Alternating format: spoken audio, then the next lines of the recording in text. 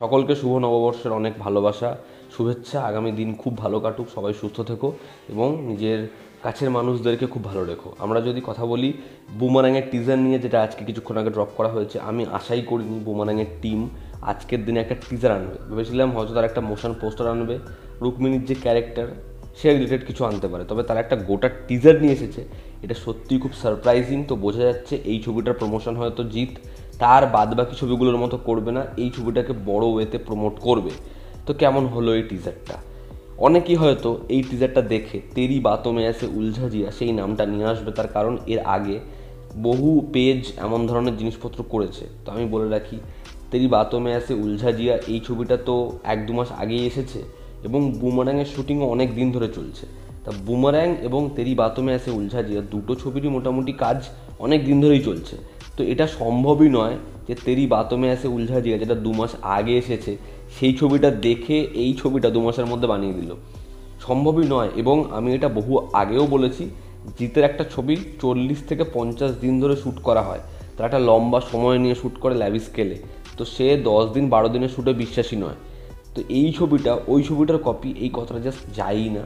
এবার যেটা বিষয় সেটা হচ্ছে তেরি বাতোঁ মে এসে উলঝা জিয়া, সেই ছবিটা 75 কোটি টাকা বাজেটে নির্মিত এবং এই ছবিটা তো 7 কোটি টাকার অর্ধেক বাজেটেও নির্মিত নয়। তো এই ছবিটা যদি সেই প্রোডাক্টটাকে অ্যাচিভ করতে পারে, তাহলে সত্যি এর থেকে বড় অ্যাপ্রিসিয়েট করার মতো কিছু নেই। তো কেমন হলো এই টিজারটা? আমার এই টিজারটা ডিসেন্ট লেগেছে, ভালো লেগেছে। এই টিজারের মধ্যে এমন কিছু এলিমেন্টস রয়েছে যেগুলো নিয়ে আমার চিন্তা ছিল, তবে সেগুলো এই টিজারে বেশ ভালোভাবে উতরেছে। যেমন হচ্ছে, এখানে বাইকটাকে যেরকমভাবে দেখিয়েছে, দেখুন আমরা আগের দিন ফার্স্ট লুকে শুধুমাত্র বাইকের স্টিল দেখেছি, এখানে সেটা মুভ হবে, তো সেটাকে খুব দারুণভাবে ডিজাইন করতে হতো। এখানে সেটাকে ভালো মতো ডিজাইন করা হয়েছে এবং সেটা দেখে কার্টুনিশ বা সেটা দেখে দুর্বল ভিএফএক্স তো মনে হচ্ছে না। এবং সবথেকে ভালো লাগছে জিতের যে ল্যাবটাকে বা তার যে ব্যাকড্রপটাকে দেখিয়েছে, সেটাকে তারা খুব ইউনিক এবং স্টাইলাইজ বানিয়েছে, সেটাও ভীষণ অ্যাট্রাকটিভ। তো এই ছবির ভিএফএক্সের কাজ নিয়ে যতটা চিন্তা ছিল যে একটা ভিএফএক্স হেভি সিনেমা, বাংলায় এরকম ধরনের একটা সাইফাই কমেডি ফিল্ম আসছে, তো সেখানে কি তারা জিনিসপত্রকে হ্যান্ডেল করতে পারবে এই বাজেটে? বাট সেটা কিন্তু তারা ভালোই বেশ হ্যান্ডেল করেছে। এবং এখানে জিতের যে লুকটা ডিজাইন করা হয়েছে, জিতের ক্যারেক্টারটাকে যেরকমভাবে দেখানো হয়েছে, সেটাও বেশ স্টাইলিশ, জিতকে দেখতে খুব ভালো লাগছে। যখন ওই ওভারসাইজড শার্টটা পরে রয়েছে, সেখানে জিতকে এত হ্যান্ডসাম লাগছে, জিতকে ব্যাপক লাগছে দেখতে। রুই তেরি বাতোঁ মে এসে উলঝা জিয়া বা একটা টিভি সিরিয়াল হতো বহু হমারি রজনীকান্ত, তো সেই ক্যারেক্টারগুলো, রোবটের ক্যারেক্টারগুলো দেখলে কিন্তু আপনার একজন হিউম্যানই মনে হবে। মানে তার চাল চলন, কথাবার্তা, সেখানে কোনো পরিবর্তন নেই, শুধুমাত্র এক্সপ্রেশন ছাড়া। এবার এখানে যেটা করা হয়েছে, এখানে রুক্মিণীর যে ক্যারেক্টার বানিয়েছে, যে রোবটটাও ক্রিয়েট করেছে, এর কিন্তু লুকস যেরকম, সেটার মধ্যে একটা অয়েলি ভাব রয়েছে এবং তার অ্যাক্টিভিটিসের মধ্যে একটু রোবটের ছাপ রয়েছে। মানে সেটা কোথাও একটা কি রোবোটিক, যে কারণে এই জিনিসটা ওইগুলোর থেকে কম বাজেটে নির্মিত হলেও যে ক্যারেক্টারটা, যে আর্কটা, সেটা বেটার হয়ে যায়। তো রুক্মিণীকে সেই দিক থেকে অনেক বেটার লাগছে। এবার এখানে গল্পটা এমন হতে পারে, সমর সেন যে একজন সায়েন্টিস্ট, সে তার জীবনের সবথেকে বড় ইনভেনশন করছে, সেটা হচ্ছে নিশা। রয়তব দত্ত যে রুক্মিণীর যে ক্যারেক্টার, যে হিউম্যান একজন, তার বাবা, এবং তার মনে হয় যে একজন পাগল সায়েন্টিস্ট, কিন্তু সে যে রোবটটা বানাচ্ছে সমর সেন, সেটা তার মেয়ের মতোই দেখতে, নিশা। এবার মেবি আমার একটা পয়েন্টে মনে হচ্ছিল যে রুক্মিণী হয়তো মারা যেতে পারে, যে কারণে ও এই রোবটটা ক্রিয়েট করছে, বাট না, এখানে ওরকম কিছু হবে না। এটা একটা out and out comedy film, তো এর মধ্যে ওরকম কোনো ডিভাস্টেটিং মোমেন্ট আসবে না। এখানে মেবি ডুয়াল রোলের একটা কনফিউশন থাকতে পারে, সেটা নিয়ে একটা মজা হতে পারে। তো ওভারঅল এই ছিল হচ্ছে এই টিজার দেখে আমরা যা বুঝতে পারছি সেটা। এবং এন্ডের যে পোর্শনটা, যেখানে এখন স্বপ্ন না ভালোবাসা, সম্পর্ক কোনটা বেশি দরকার, সেখানে মদ বেশি দরকার, ওই যে পোর্শনটা, সেখানে একটা হাসি কিন্তু আমাদের পায়। তো ওভারঅল এই টিজারটা ভালোই লাগছে।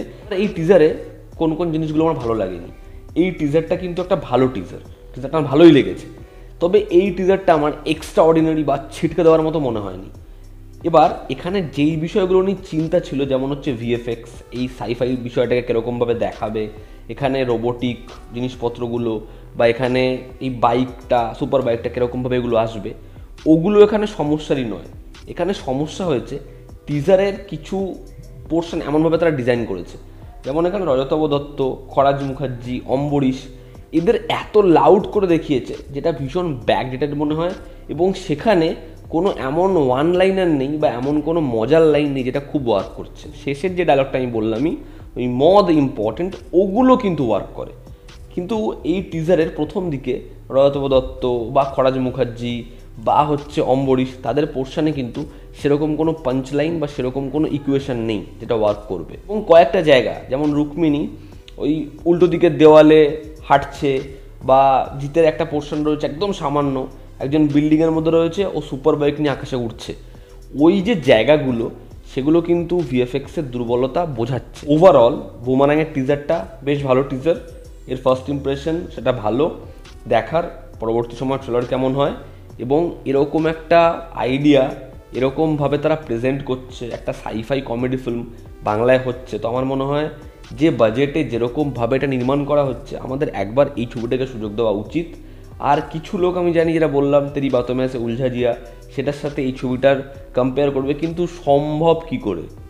মানে 2 মাস আগে ওই ছবিটা এসেছে, সেই ছবিটার কপি এটা কি করে সম্ভব, যেখানে এই ছবিটার কাজ, বুমারাংয়ের কাজ এত আগে থেকে শুরু হয়েছে। তো আমার এই টিজারটা ভালোই লেগেছে, আমি ডেসক্রিপশনে লিঙ্ক দেবো, তোমরা যারা দেখেছো তোমাদের কেমন লেগেছে জানিও। জনতা আমাদের পাশে আছে, আবার দেখা হচ্ছে, টেক কেয়ার।